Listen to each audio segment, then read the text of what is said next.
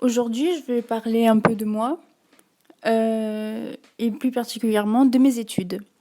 Donc, j'ai fini l'école depuis un petit moment, donc j'ai eu mon brevet, j'ai eu mon bac, et donc plus précisément, j'ai fait un bac STAV, STAV, Sciences et technologies de l'agronomie et du vivant, option aménagement paysager.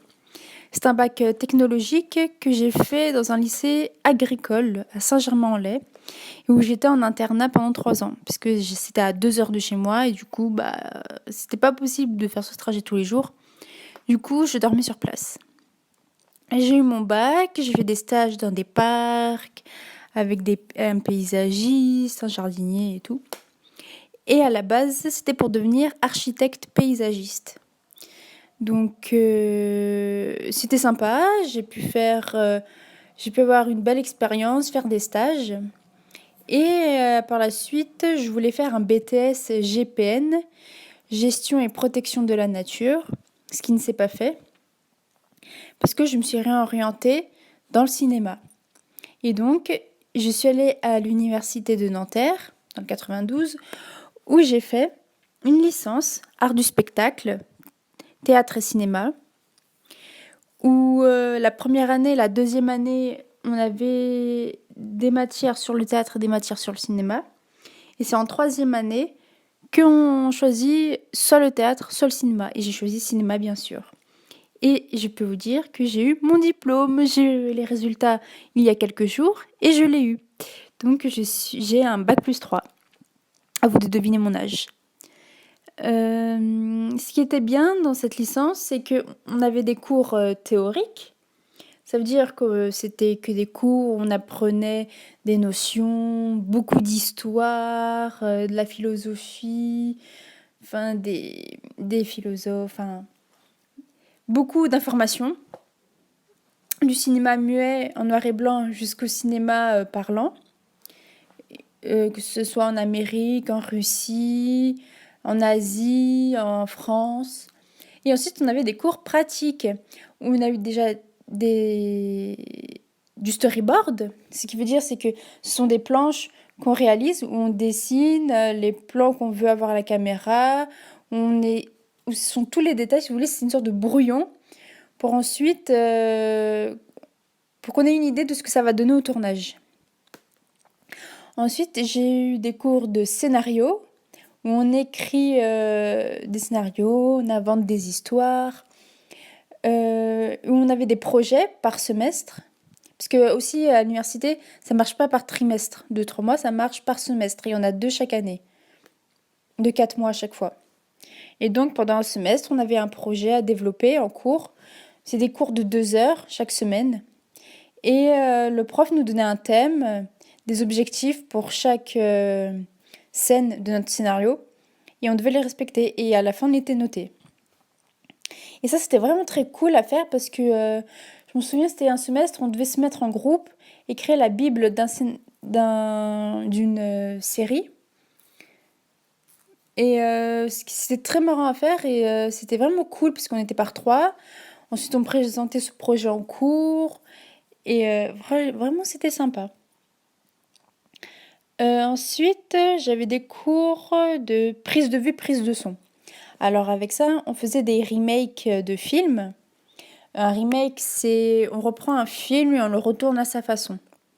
Bien sûr, ça restait dans le cadre du cours. On ne devait pas le mettre sur les réseaux, sinon c'est du plagiat, bien sûr. C'était juste pour le cours.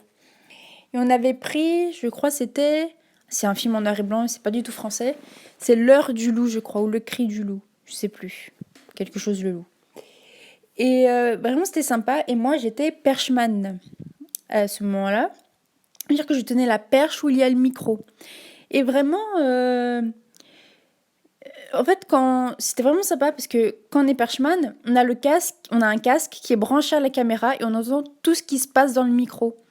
Et le perchman a le droit de dire à un moment couper quand il y a des bruits qui vont pas ou quand dans le son ça rend pas bien. On a le droit de dire stop aux acteurs pour refaire la scène. Et vraiment, et quand on est perchman, on se rend compte aussi, c'est que les micros, ils sont vraiment très puissants parce qu'on était dans une salle de cours, On avait fermé les fenêtres, fermé les portes et tout. Mais j'entendais quand même ce qui se passait dehors. C'était vraiment à l'extérieur ou dans les couloirs, j'entendais vraiment tout. C'est vraiment impressionnant. Et aussi, c'est que c'était des travaux de groupe pour faire ce remake. J'étais perchman, mais il y avait aussi une ingénieure son, une scénariste, une réalisatrice, deux acteurs, l'assistante réalisatrice, parce qu'on était beaucoup de filles. Et vraiment, c'était vraiment cool. Après, ce qui était dommage, c'est que notre ingénieur son nous a lâchés. Elle n'est venue que la première fois. Et du coup, quand il n'y a pas d'ingénieur son, c'est au perchman de faire son boulot. Parce que c'est lui qui gère le son. Donc en gros, l'ingénieur son, c'est lui qui va vérifier tous les paramètres sur la caméra pour le son. Enfin, vraiment, tout ce qui est lié au paramétrage, aux effets, au rendu et tout, mais un peu comme le perchman. Sauf que le perchman, lui, il se contente juste d'enregistrer le son. Voilà. Et vraiment, c'était cool. On a aussi eu des cours de réalisation. Ça veut dire que on avait des projets. Enfin, le prof nous donnait un thème. Nous devions écrire le scénario, faire un dossier, et ensuite réaliser nos projets. Et souvent, c'était des courts-métrages. Et une fois, je devais faire aussi un documentaire moi-même. Et par contre, ça, ce sont des projets individuels. Par exemple, pour mon court-métrage, c'était dans le cours de prise de son, la prof nous avait demandé de faire un documentaire, oui, parce que c'est un documentaire qu'on devait faire, sur le thème du visage. Donc là, on devait se débrouiller parce qu'on ne nous prêtait pas de matériel, on ne nous prêtait pas d'acteurs, c'était à nous de nous débrouiller. C'était un devoir. Et donc, c'était compliqué. Parce que bien sûr, on a les mails des profs où on peut leur parler pour leur demander plus de détails. C'est vraiment compliqué parce que, en fait, on n'a qu'une seule note par matière souvent.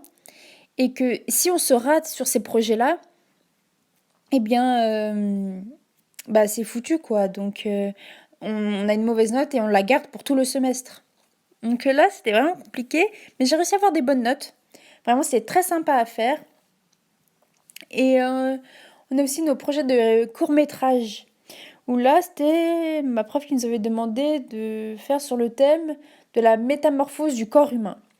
Alors moi, j'avais fait un court-métrage sur mon père. Enfin, c'était une fiction, mais j'ai pris mon père comme acteur. Parce que mon père, si vous voulez, est sourd.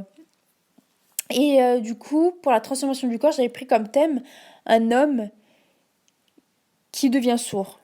C'est une transformation du corps. Elle est invisible, mais elle est là. Du coup, ma fiction parlait d'un homme lambda, qui travaille le jour et la nuit, il fait très régulièrement la fête. Style boîte de nuit, mais chez lui. Donc, à force de mettre la musique trop fort et tout, sur le long terme, il perd son audition et il devient sourd. Et c'est ça que j'ai fait en court-métrage. J'ai eu une très bonne note parce qu'on devait déjà écrire au premier semestre le scénario. Au deuxième semestre, on devait réaliser ce court-métrage et je n'avais pas de matériel, je n'avais pas d'acteur, je n'avais pas d'équipe de tournage et vraiment, j'ai assuré. J'ai réussi à avoir un 16 et vraiment, je suis vraiment contente de moi, du rendu. Vraiment, j'étais contente. Et du coup, si certains d'entre vous qui regardent cette vidéo avaient des questions par rapport au cinéma, parce que j'ai aussi un peu touché à la caméra, parce que je m'étais inscrite dans un groupe en université, une sorte de club où on pouvait voir un peu de tout, parce que j'ai écrit des scénarios, j'ai été perchman, et du coup j'étais réalisatrice, parce que pour mon documentaire, mon court-métrage, c'était moi qui ai réalisé, c'était moi qui tournais, et aussi dans mon club, en fait, c'est que on devait prêter une caméra pendant quelques minutes, et on devait tourner. Et vraiment, c'était impressionnant parce que je tournais sans, sans trépied, si vous voulez. Il n'y a rien qui n'est à la caméra, je tenais la caméra à la main. Et vraiment tenir la caméra et dans des positions, par exemple, accroupies et tout, c'était vraiment pas facile parce qu'on tremble, il ne faut surtout pas trembler. Et c'est vraiment... C'est compliqué, parce que surtout de porter la caméra à la main, parce que c'est pas très pratique. Mais c'était vraiment cool. Ouais, faut pas se le cacher, c'était vraiment cool. Donc voilà, mon storyboard, c'était la première fois que j'en faisais, j'ai réussi à avoir un 12. Vraiment, c'est vraiment quelque chose d'incroyable parce que quand je vois la note des autres qui ont eu moins, je me dis, oh, voilà quoi. Et si j'ai fait ces 3 ans de cinéma, c'est pour devenir monteuse vidéo professionnelle, si vous voulez. Par exemple, là, j'ai eu ma licence. Donc là, je vais aller à partir du 1er août, je vais aller travailler pendant un an pour mettre de l'argent de côté. Et ensuite, après un an, je vais aller m'inscrire dans une école de cinéma, la CLCF à Paris, et faire dans cette école de cinéma un an d'études, mais ce sera que du montage vidéo. Et si je travaille un an avant, c'est parce que c'est une école privée et ça coûte 8 250 euros. Et bien sûr, je n'ai pas cet argent, donc bah, je travaille parce que je n'ai pas envie d'emprunter de l'argent à la banque et ensuite rembourser. Je préfère gagner de l'argent pendant un an. En plus, ça me fera une pause dans les études parce que de la maternelle jusqu'à la licence, je n'ai pas fait de pause et vraiment, ça commence à me saouler, les études. Mais vu que c'est pour mon avenir, bah, je veux quand même faire cette école. Donc, je vais travailler pendant un an. Ça me fera de l'argent de côté. J'aurai de l'argent de côté et même un peu plus que 8000. Donc, ça va me faire du bien. Et je pourrais me payer cette école sans emprunter de l'argent à quelqu'un. Ni à la banque, ni à mes parents, à personne. Et vraiment, je serais fière. Et donc, voilà. Si vous avez des questions à propos du cinéma, si vous voulez y entrer, il n'y a pas de problème. Vous pouvez me poser n'importe quelle question. Et aussi, même pour le théâtre, parce que pendant la première et la deuxième année, on avait des cours de théâtre et c'était obligatoire. Donc, on a fait de la dramaturgie. Donc, la dramaturgie, euh, on avait, on a écrit des pièces de théâtre. Enfin, ça c'était plutôt de l'écriture dramaturgique où la prof nous mettait de la musique, elle nous donnait des thèmes et on écrivait en cours. Et c'était des cours de 4 heures. On écrivait, on ne s'arrêtait pas et c'était vraiment cool puisqu'après on lisait à voix haute ce qu'on avait écrit. Et vraiment, c'était vraiment cool parce qu'on se rend compte qu'avec un seul thème, il peut y avoir plein de sujets différents, il peut y avoir plein d'histoires différentes et c'était vraiment impressionnant comme quoi on n'avait pas du tout la même histoire. Pour un seul thème, par exemple la transformation du corps, ou pour le court-métrage, ou pour le thème du visage pour le documentaire, personne n'avait la même chose. Et vraiment, c'est vraiment des exercices vraiment intéressants, vraiment cool, enrichissants, parce que juste avec un peu de musique, on avait tous quelque chose de cool et de différent. Donc voilà, après on a fait aussi du jeu d'acteur où pendant 2 heures, la prof nous donnait un petit texte enfin une pièce de théâtre, enfin une scène, quelques lignes. On était par groupe de 3, de 4 ou de 5, comme on voulait. Et ensuite on avait 10 minutes pour se préparer et on devait mettre en scène la scène que la prof nous avait donnée sur papier. Et on avait tous la même scène. Et en fait, chacun de notre côté, par groupe, on devait faire la mise en scène. Et en fait, on avait tous des mises en scène différentes. Là aussi, c'était différent, c'était intéressant. Et vraiment, c'était cool parce que avant, j'étais vraiment très timide. J'avais du mal à parler aux gens. Enfin non, je parlais aux gens, j'avais pas de problème avec ça. Mais en fait, c'était surtout avec les inconnus, si vous voulez. Les adultes, j'avais vraiment du mal. Alors que les gens de mon âge, mes amis, j'ai aucun problème. Et si vous voulez, avant, je n'aurais jamais osé parler dans des vidéos sur YouTube comme là je le fais maintenant, parce que je n'aurais pas trop osé. Et et ces exercices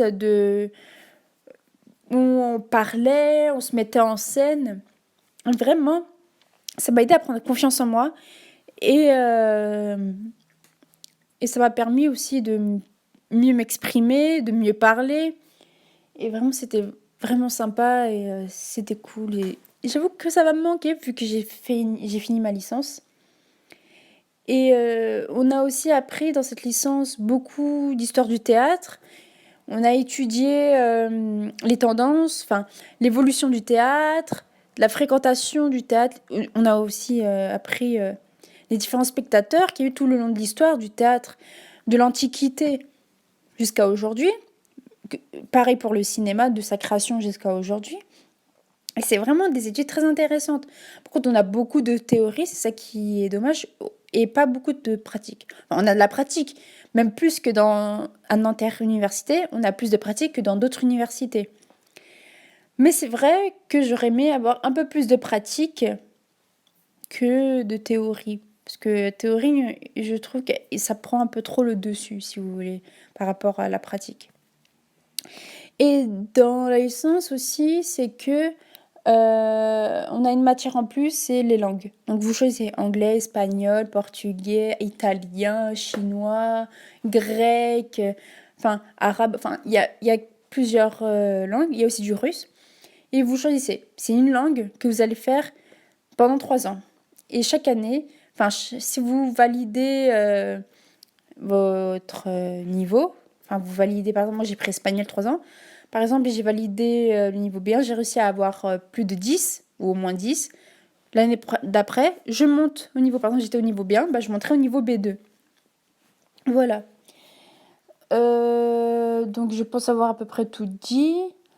Euh, Pourquoi aussi j'ai changé d'études? Je suis passée d'une filière euh, dans le cadre de la nature, je voulais faire paysagiste et je suis passée au cinéma. C'est parce que de base, depuis que je suis petite, depuis que je suis en primaire, je disais toujours que mon rêve c'était de soigner, enfin plutôt soigner la nature. Parce que faut pas se mentir, la nature va mal, hein. Que ce soit au niveau de la pollution, réchauffement climatique, la banquise qui est en train de fondre et tout ça. Et les abeilles qui sont en voie de disparition alors que c'est elles qui nous permettent de vivre. Parce qu'elles permettent aux fleurs et aux plantes de se reproduire. C'est elles qui pollinisent les fleurs. Le problème, c'est que ce sont les fleurs, enfin les plantes, les arbres qui nous aident à respirer. Donc si les abeilles ne sont plus là pour les faire se reproduire, les plantes, on a un petit problème. Et vu que les abeilles sont en voie de disparition, c'est un très très très gros problème. Enfin voilà. Quand j'étais petite, je disais que je voulais soigner la nature. Donc j'ai été jusqu'au bout. Je suis dans un lycée agricole. J'ai fait un bac STAV. C'était vraiment très intéressant parce que j'avais des cours de biologie et écologie. En gros, ma licence STAV, c'est un peu comme du S, mais en dérivé. Ça veut dire que en maths et en physique chimie, en maths, physique, chimie et en biologie, on a moins de chapitres. Ben oui, c'est moins compliqué parce que eux, les S, c'est vraiment un peu plus compliqué quand même par rapport à ce que moi j'ai eu. Donc nous, on a des chapitres en moins par rapport à eux, mais nous, on était plus orientés, si vous voulez, sur le côté écologique.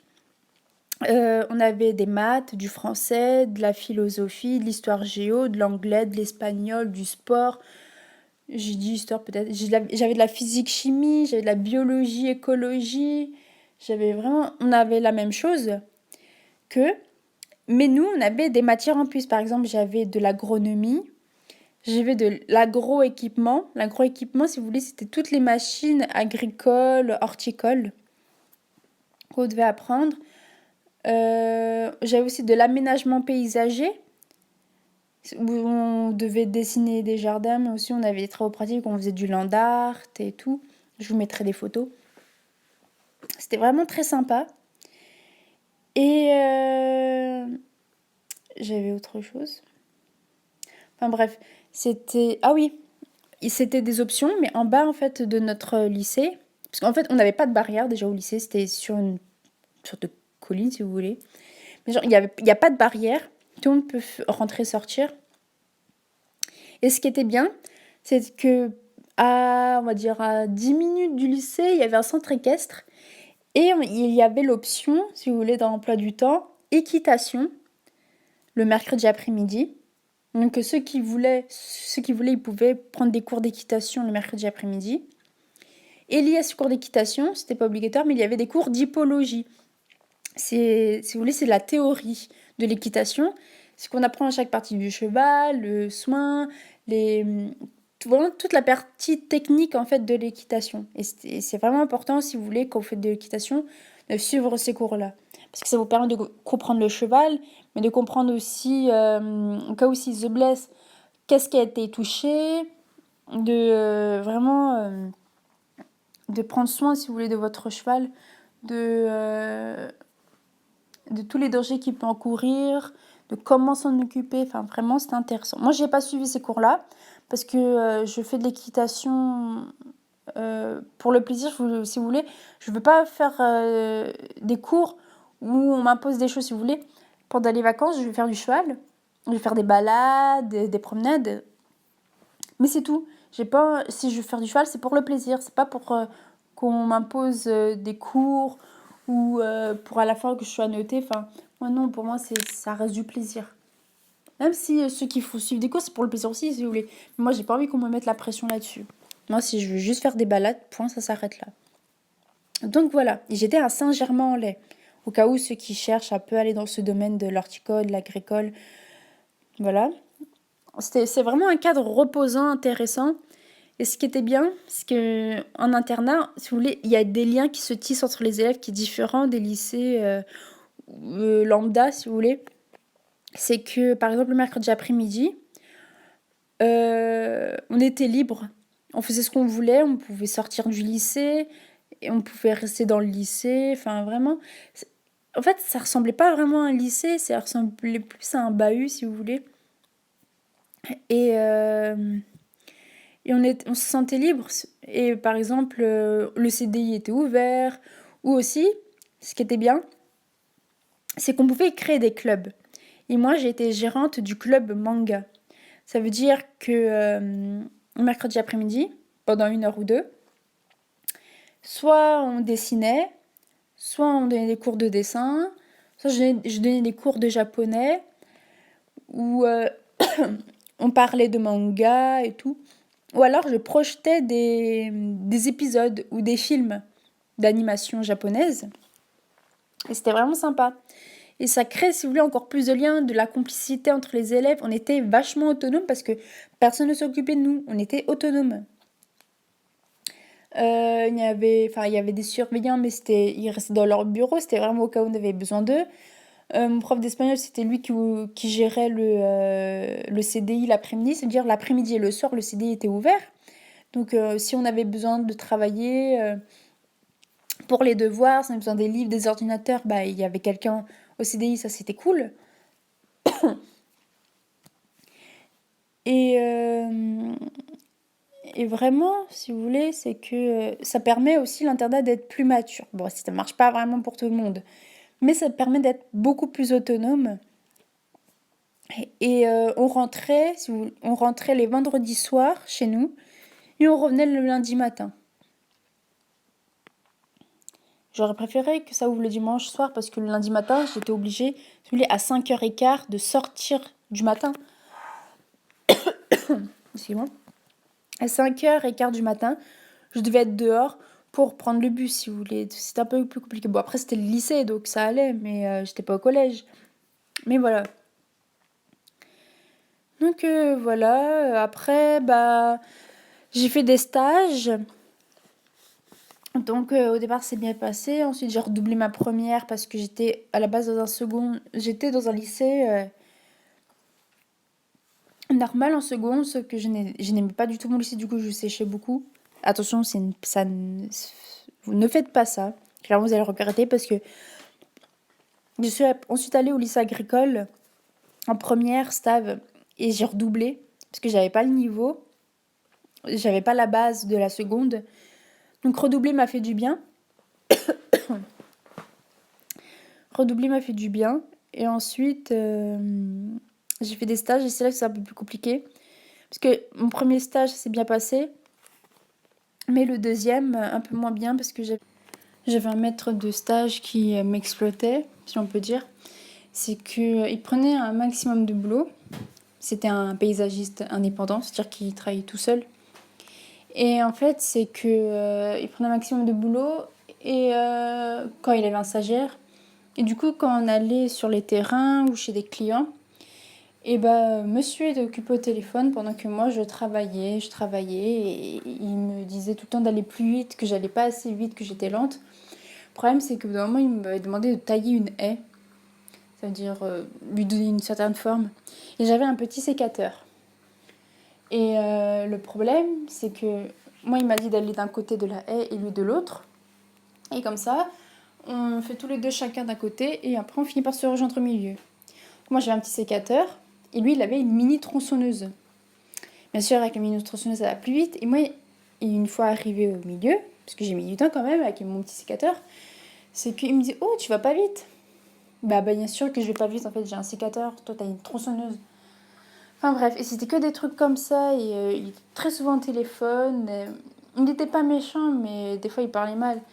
Et un jour, en rentrant de stage, enfin, à la fin d'une journée, on rentrait chez lui, parce que tout le matériel, on le déposait chez lui, où il y avait sa femme et tout. Et au bout d'un moment, il m'a dit, parce qu'on avait taillé des arbres et tout, enfin, on avait enlevé des souches dans un jardin. Et après, chez lui, on devait mettre tous les déchets verts, tous les déchets végétaux, dans une poubelle verte. Donc lui, il devait préparer les papiers chez lui, pendant que moi, je faisais ça.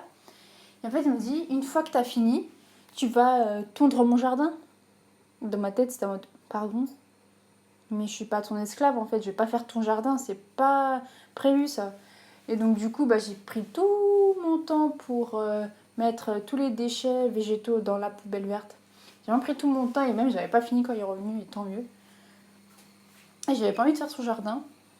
Et en fait, c'est que avec ce boulot, enfin avec lui, c'est qu'au bout d'un moment, bah, c'était ce jour-là en fait, je me suis coincé le dos pendant 3 semaines. C'est-à-dire pendant 3 semaines, j'avais super mal au dos, je pouvais pas le bouger. Et vraiment, j'étais coincée en fait pendant 3 semaines. Et grâce à lui.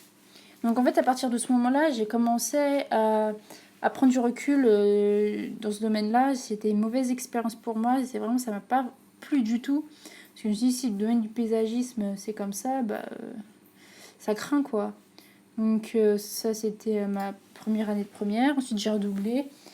Et les semaines que j'ai pas pu faire à cause de mon dos coincé, j'ai dû les refaire après. Non, ça c'était ma deuxième année. Et du coup, j'ai dû j'ai dû refaire mes semaines ratées en terminale. Sauf que j'ai changé d'endroit. Je suis allée dans le parc Pierre-Lagravère à Colombes. Et franchement, c'était super gentil avec moi là-bas. C'était super génial. Et vraiment, j'ai gardé une très bonne expérience de ça. En fait, j'étais avec le gérant du parc. On était dans son bureau. Et en gros, on surveillait un peu ce qui se passait sur le parc. On faisait des rondes. On observait chaque chantier. Au bout d'un moment, j'ai même inauguré un espace de jeu. C'est-à-dire qu'il était en travail, il était en train de le créer. Parce que lui aussi qui organise ça et tout. Et en fait, c'est qu'au moment où il l'a ouvert, pour de bon, j'étais la première à l'essayer. Il était super gentil avec moi et vraiment, ça m'a fait très très plaisir. Donc voilà, ça m'a un peu réconciliée avec ce domaine du paysage.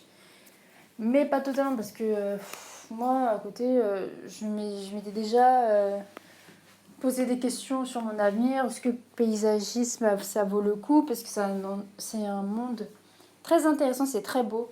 Mais il y a beaucoup de concurrence, ça demande beaucoup de boulot parce que il y a différents paysagistes. C'est sûr qu'il y a architecte paysagiste, celui qui dessine, mais après, il faut aller sur le terrain. Ça veut dire que vous faites des travaux dehors, mais qu'il fasse beau, qu'il pleuve ou qu'il neige, ou qu'il y ait une tempête, en fait, bon, à part une tempête, ça dépend s'il y a c'est un ouragan, vous ne travaillez pas dehors, mais qu'il pleuve ou qu'il neige, vous travaillez dehors.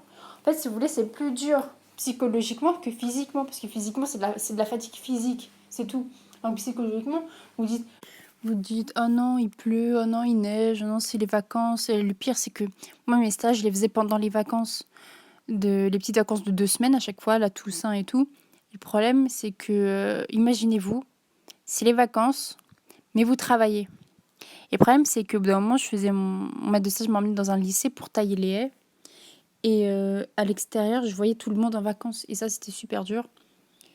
Et donc, même quand il y a beaucoup de vent, il faut faire gaffe. Par exemple, quand vous allez chez des clients, quand ils vous demandent de tondre ou de retourner la terre et tout, de faire des travaux, c'est que vous devez faire gaffe parce que des fois il y a des tuyaux en dessous. Vous devez faire attention à ne rien dégrader. Ça c'est super dur parce que ça vous met encore plus la pression et vous devez faire gaffe à ne rien abîmer. Parce qu'au bout d'un moment, on devait abattre des pins, enfin des arbres avec mon maître de stage. Et moi, lui, il grimpait dans l'arbre et il le coupait morceau par morceau avec sa tronçonneuse. Et moi, à côté, j'avais ma corde et je devais tirer le morceau qui venait de couper de l'arbre, mais je devais le tirer vers moi avec une corde. Et le problème, c'est que le terrain n'était pas plat. Derrière, c'était sur une sorte de colline, si vous voulez. Moi, je tirais au devant. Derrière moi, il y avait le vide. Parce que c'était une grosse pente. Et en fait, c'est que moi, de ça, je me dis de tirer, mais je dois pas donner de mou du tout. Il faut que la corde, elle reste droite tout le long. Au moment, bah, c'est que je tirais, et j'ai glissé. Mon pied, il est allé dans le vide. Parce que vraiment, je pouvais pas aller plus loin derrière. Et en fait, c'est que du coup, j'ai donné un peu de mou. La corde, je l'ai... Mais vraiment de pas beaucoup. Je l'ai un peu, pas lâché, mais un peu comme escale, vous donnez du mou. Et j'ai donné un petit peu de mou. Et en fait, c'est que le morceau, enfin, le haut de l'arbre est tombé chez le voisin. Et j'ai eu de la chance parce que avec la corde, bah, le haut de l'arbre a frôlé la toiture du voisin, c'est-à-dire il a frôlé le toit du voisin et il est resté suspendu de l'autre côté du mur et j'ai vraiment eu de la chance ce jour-là. Et mon maître de stage m'a hurlé dessus, bien sûr. Déjà, je devais tirer la moitié d'un arbre vers moi à l'aide d'une corde seulement. Donc voilà, c'était pas très pratique. Et en plus de ça, c'était pas prévu dans le contrat parce que ce jour-là, on était venu chez la cliente seulement pour tailler son saule pleureur, c'est-à-dire couper les branches qui allaient chez elle, enfin sur son toit, qui l'abîmaient. On était venu que pour ça. Et c'est à la fin, elle me demandait si on pouvait pas aussi, au passage, abattre son pin, enfin son arbre. Et, euh, et c'était pas dans le devis, c'était pas prévu. Normalement, elle avait pas le droit de nous demander ça. Mon maître de stage n'avait pas accepté, mais il avait pas le droit. Ou en tout cas, moi, je devais pas m'en mêler. Le problème, c'est que c'était mon maître de stage. Si je voulais pas qu'il appelle mon lycée et j'avais pas envie d'avoir des problèmes, c'est que du coup, bah, je devais obéir, on va dire. Et je vous l'ai dit, parce qu'à ce moment-là, j'avais pas encore fait mes cours de théâtre, donc j'étais pas à l'aise à parler avec les adultes. Donc voilà, j'ai pas trop confiance en moi. Je me suis fait engueuler. En plus, c'était même pas dans le devis. Bon, bref, on a eu de la chance, parce qu'après, il a escaladé, il a allé chez le voisin pour le ramener de l'autre côté du mur. Et on a eu de la chance. Et enfin voilà, vous voyez, c'est plein de contraintes comme ça vous met de la pression psychologiquement. Vous devez faire gaffe à rien abîmer. Vous devez aller vite parce qu'il y a un temps à poser. Ça veut dire si dans le devis, il y a écrit que le boulot doit être fait en une semaine, ça doit être fait en une semaine, pas un jour de plus. On ne doit pas dépasser ça et sinon, c'est à nos frais.